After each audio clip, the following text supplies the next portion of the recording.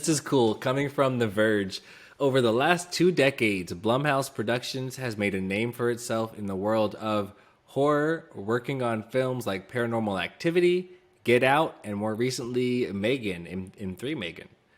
Now the company is expanding into the world of video games. The new division is simply called Blumhouse Games and will be focused on original horror themed games for console, PC, and mobile audiences. Shout Microsoft. The company says essentially Blumhouse will be acting as a publisher of sorts, working with indie developers on projects with budget below $10 million.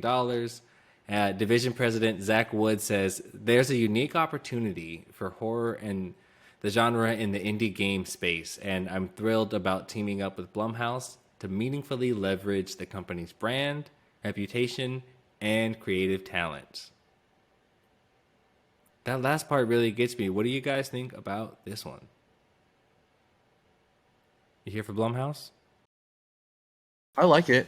That last, like what he said, comes off really meaningful, like really genuine, I guess, you know?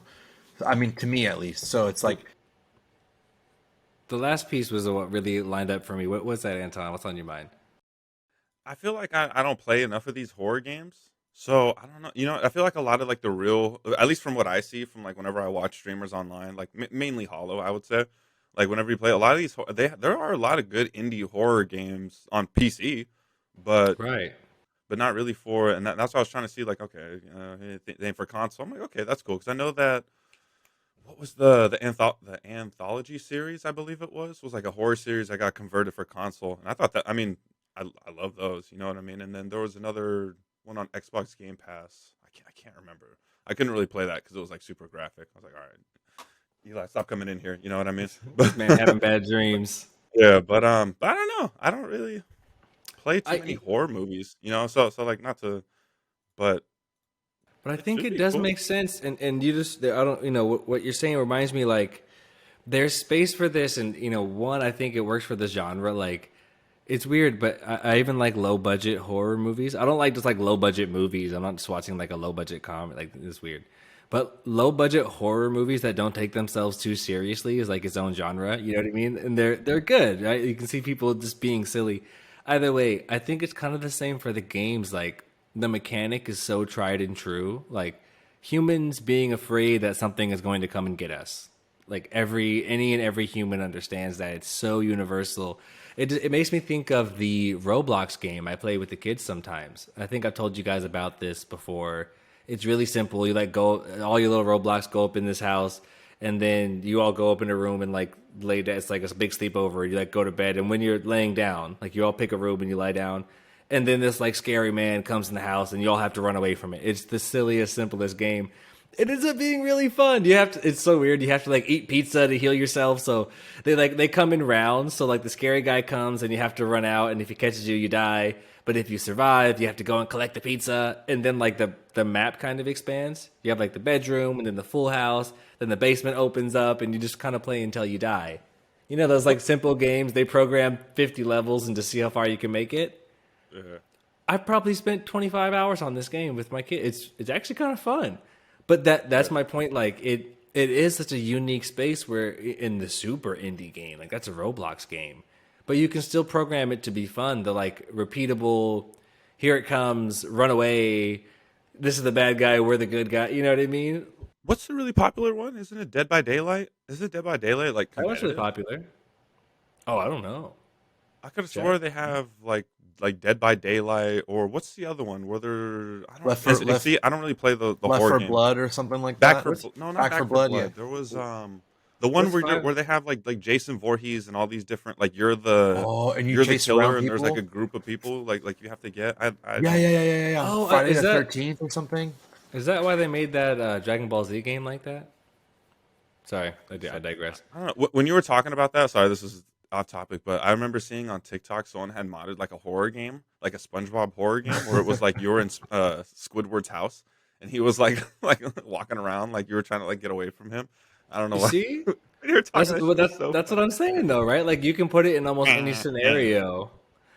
I'm so mad at you. That's You're like the just type of chasing game them. playing on Roblox. And I don't know what Five Nights at Freddy's is, but it's another one the kids play. It's Yeah, like it's it's like supposed to be that. a It's horror thing. basically that. Yeah. Yeah. Right. Like, so I don't know. I see what they're saying, and the opportunity or the idea rather to layer in the opportunity to layer in some of their IP, and like you said, that's what he said there, right? The brand, so their IP, and then really their creative talent is like, what if you took those bones but really told better stories, right? Right. Like what if you, because it's all storytelling. The bones are there, but how do you really get in? And that's what they're good at. That's what they've been doing a great job of is telling different stories, right? And like you don't have to do like scary and just be like gory. You know what I mean? Yeah. I What if? think that's one reason that's kind of checked me out of that like genre Hmm. most times is because it's like, dude, like you don't have a movie doesn't have to be scary to be gory. Like Paranormal Activity.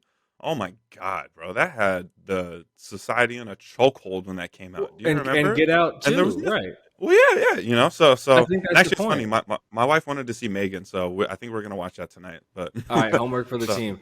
I yeah, think you but hit the nail directly on the head. We've been saying there's this opportunity, and he alludes to the opportunity, and like not to give away their sauce, but we don't know them. I think that's it, right? I think they sit down and they're like, how do we tell horror stories without just being gory, without leaning on that crutch, which can be which is a method of storytelling all its own. Like Rob Zombie movies are cool, but how do we lean into these psychological thrillers and tell different stories?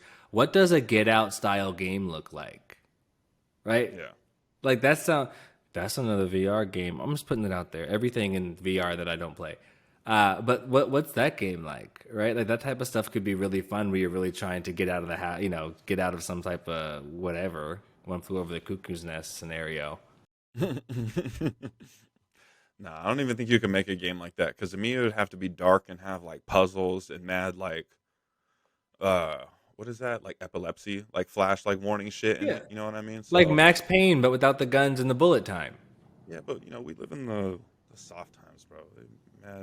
Mad. Not Shad. His wizard goes from Slytherin house. He's got Bro, scars. right here, Hey, dog. what's that Don't curse ask. that we can't say in Gryffindor? He knows the Perfect curses, answer. bro. Perfect answer. He's Avada Kedavra. He said that shit out loud. Wow, this nigga's wild. He's wild, boy. We can't say that. We would lose points from our house, and we're not about that life. Moving on into sad news. I know we're such dorks, bro. You get out of here with your old Cersei metaphors. All right, let us have Harry Potter.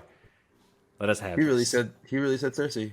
He really said Cersei on the pod, and then we talked about it for like I don't know, a minute and a half.